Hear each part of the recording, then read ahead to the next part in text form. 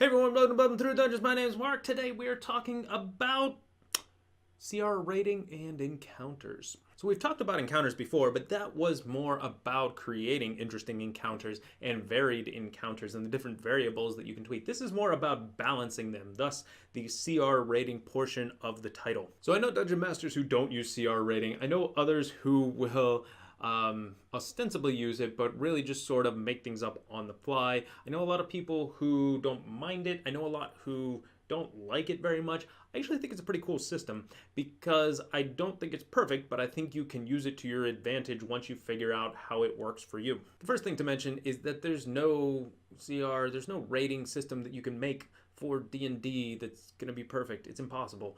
There are too many variables, there are too many group types, there are too many things you could throw into your campaign. So anything they come out with has to be like the closest they can get, given so many unknowns that no one, even Wizards of the Coast, can tell about your game. So I think that if you're working from like first level through fifth level, it's actually pretty cool to start figuring out where CR rating and your group, how they interact. For me, the easiest way to do that is through Kobold Fight Club, which is a cool website, helps you balance encounters, helps you create encounters, tells you how hard or difficult it's supposed to be for your party. And of course, dice rolls change a lot of this, so an easy encounter can become difficult and a difficult encounter can become easy with the right or wrong dice rolls. But in general, your easy encounters are going to be easy, your hard encounters are going to be hard, your deadly encounters could involve some death. And mixing and matching these things and creating random encounters on Kobold Fight Club to see the different permutations of things that you can create and how it relates to the number of players in your party and the level they are is very interesting. It's very informative to me to start to see how encounters get tweaked and how quickly they can become a hard encounter from a medium one or a medium one from an easy one. So for example, many DMs don't realize when they first start building out encounters on their own, how quickly adding creatures, extra enemies, can ramp up the difficulty, even if the creatures themselves aren't that hard to beat. Because say they roll well for initiative and now there's a bunch of them and they swarm around one player and then not many of them die in the first round and then they swarm around another player and they all hit. So the action economy, which is basically just a fancy term for the number of actions that your party has per round and the number of actions that the villains or enemies have per round, as you head to the actions on the other side, the possibility of catastrophe ramps up much more quickly than some DMs realize when they're creating these. This was something I started to realize very quickly as I was changing up encounters on Kobold Fight Club. It's also nice so that if you're starting out with new players or as a new DM, you can make, say, a handful of easy encounters to start your game, and chances are your players are going to roll over these without much trouble. But then you can say, okay, here's a baseline. I know that for the most part they're going to be okay with easy encounters. Now let's move it up to medium encounters and see how they do there. And whether or not this is a perfect system, you are ramping up the difficulty that it should be for your players.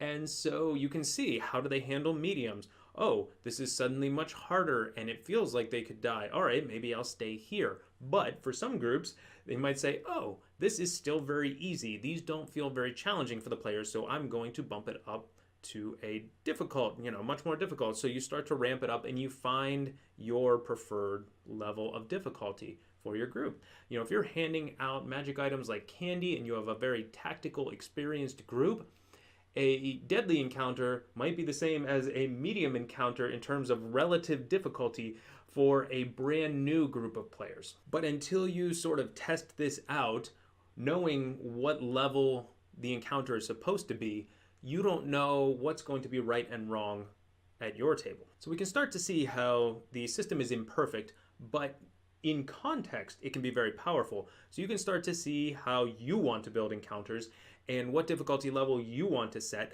and how the CR rating system relates to that for you. Not as a whole, but specifically to the game that you're running. And of course, many of the different things that we talked about in the first encounters video, I'll probably link it down in the description, but we talked about the different ways that through, say, environmental effects or other events that happen during your combat, how it could be made harder or easier for the PCs. So again, this is all in context, but you can start to get a sense of what works for you. The other thing that I'll mention is that what I've discovered is that the CR rating starts to break down a little bit more. So if it's imperfect but useful at the early levels, I do still think it's useful, but it becomes much more nebulous at higher levels because it's at this point that, yes, you do have more abilities that perhaps are unaccounted for.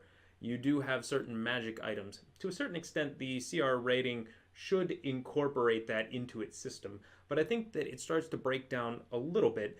And from what I've found, this starts to be around levels 8 to 10. It's not perfect, and it's not going to be the same in every campaign with every party, but I've found that I have to start ignoring CR rating around that time and just build out encounters that seem difficult or deadly if that's what I want for the group. Once or twice with level 9 or 10 characters, I built out encounters that by any reasonable interpretation of the CR system should have been beyond deadly. It should have just annihilated the players. And not only did they beat it, but they beat it without too much difficulty. I won't say that, but nobody died. Nobody was in real fear of dying. So their resources were very depleted by the end. Their spells, their hit points, but there was never a sense of like, oh, we could lose this fight. And in that fight in particular that I'm thinking of, there were some mitigating circumstances. They did make the terrain very beneficial to them relative to what their enemy would have liked, or relative to what would have been most beneficial for their enemy. But even still, it was very surprising to me how much they rolled a fight that was near the end of a campaign and well after I had pulled off the kid gloves with them. And this was an encounter that really could have created a TPK if that was the direction it went. So up until those levels, I had found a pretty good correlation of the difficulty levels that CR rating says it's supposed to be and party level. And up to and including, the only times I've ever had a player die during combat have been during deadly encounters, ones where it's just into the deadly category on Kobold Fight Club. And while I think it's important to note that not every fight needs to be perfectly attuned to your party's level and skill level, you can have fights that they just roll over to make them feel like they are awesome heroes and really powerful. So you can throw easy encounters at them even well into the game just to do this, use combat in a narrative sense, not to actually push your players into any real combat way. But for the purposes of this video, I think we want to talk about how to rebalance some of this and how you can mitigate some of this breaking down of the CR system. And again, I still think it's useful. I still oftentimes for these higher levels will go on Kobold Fight Club and I'll build out an encounter and it might say that it's deadly, but I'll say, all right, this is 10% XP value beyond deadly. Let's see how they handle this, and then I'll stay here for a little bit for ones that I want to be difficult but not deadly. And then if they seem to handle those pretty well, if I actually want a potentially deadly encounter, I might bump it up to 20 or 30% beyond what Kobold Fight Club says is the threshold for a deadly encounter. And your mileage may vary. You know, your deadly encounters may not actually be listed as deadly, or they might be 200% beyond, so it might be double what it says deadly is. That may be what you have to do in order to really push your players. But because I think the balancing of encounters becomes a little bit more nebulous at these higher levels, and certainly into very high level play when you enter the 10 to 20 range, I think it's worth having a discussion of how you mitigate this, how you continue to create interesting, challenging opponents for your players without resorting to enemies that could potentially just one-shot them all in a single round. And the first option is a very tried and true method, and that is having multiple encounters without a rest. Now, players, again, especially at higher levels, will always try to rest when they can between difficult encounters, and finding ways to stop them from doing that can be difficult. I don't think it's the DM's job to stop them from resting, but I do think there's a benefit to creating the sort of momentum and tension that comes from multiple encounters in a row. And once they get spells like Leomund's Tiny Hut or Mordenkainen's Magnificent Mansion, this can become very difficult to do. The first thing is that I think very bounded environments are easier to make this happen with. What I mean by that is actual dungeons. So if they're in a dungeon crawl, it's very easy to make it so that if they take any sort of rest, even a short rest, they're going to be inundated with some enemy. Some enemy is going to find them in that time if they don't keep moving. The sense of danger has to be very real, and I think that's a little bit easier to create in a dungeon environment than it is in an overland environment. So I know that there are dungeons out there in modules or official adventures that the random encounter chance is so high on a full rest that it's an inevitability that multiple enemies are going to attack them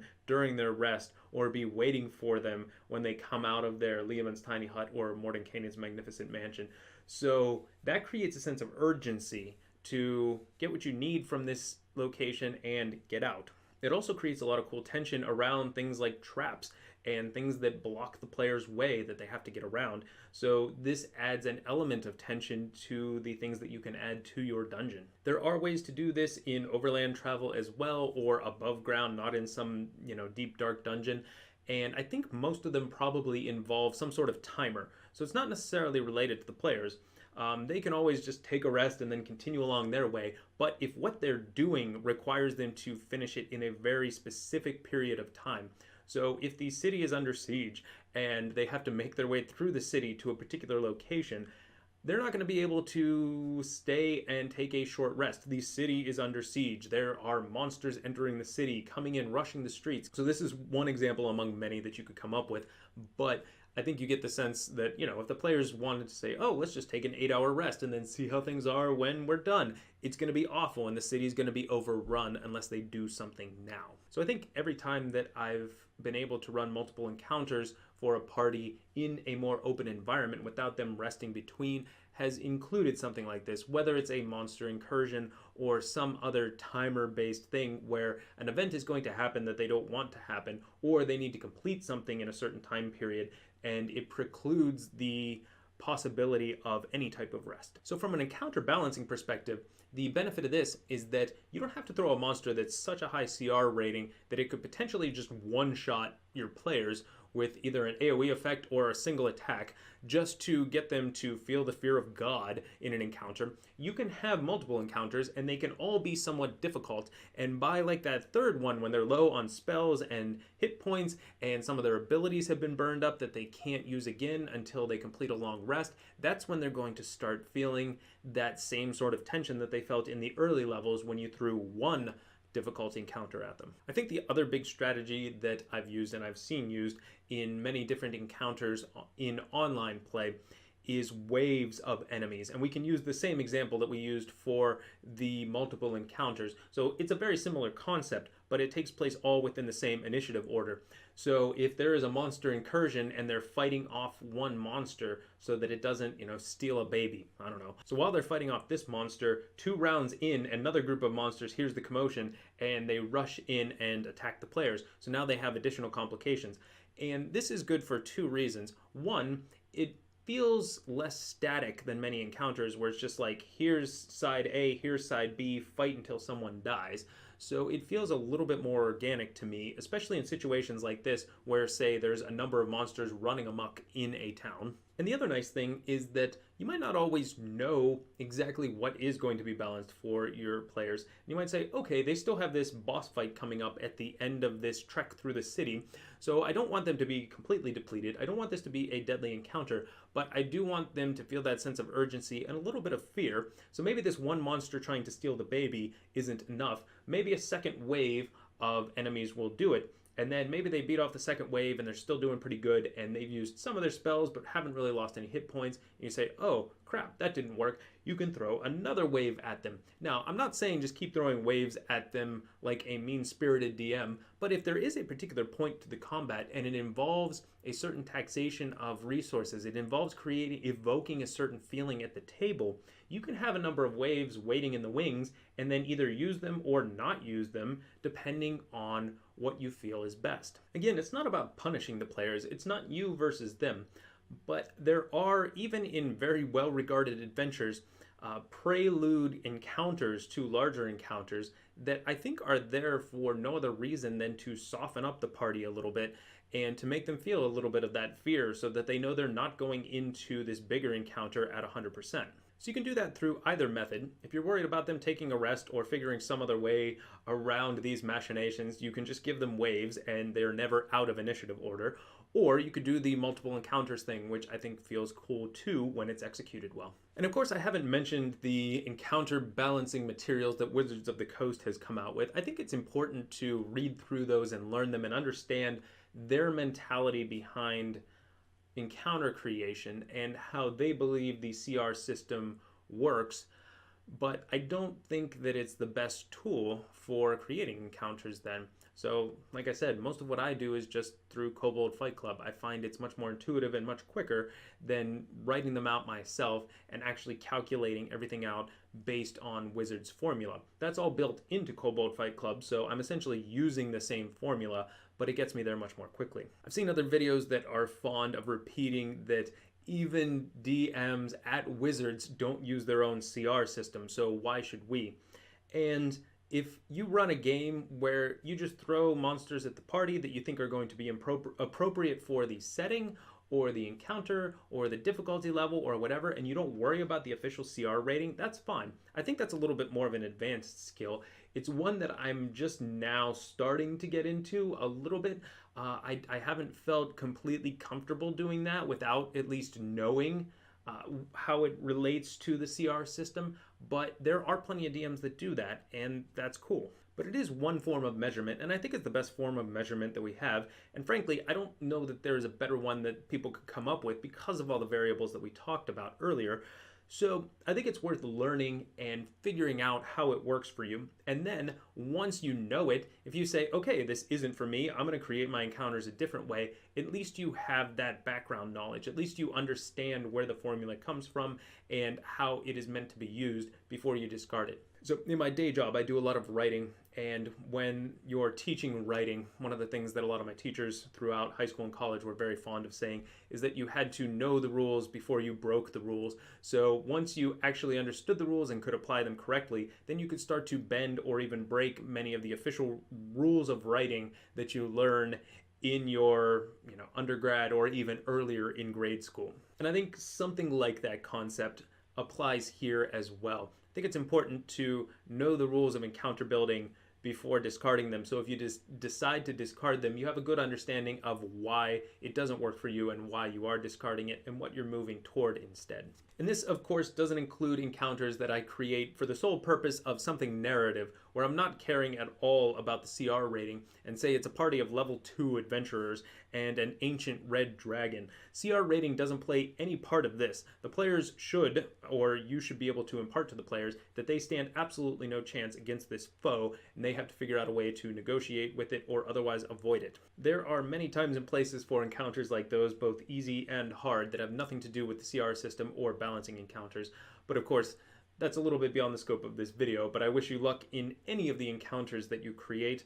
So in the comments, do you like the CR system? Do you not like the CR system? Do you use it? Do you use another tool besides the ones Wizards has come out with, or Kobold Fight Club? I'd love to hear about it if there are other tools for creating those. And until the next video, take care.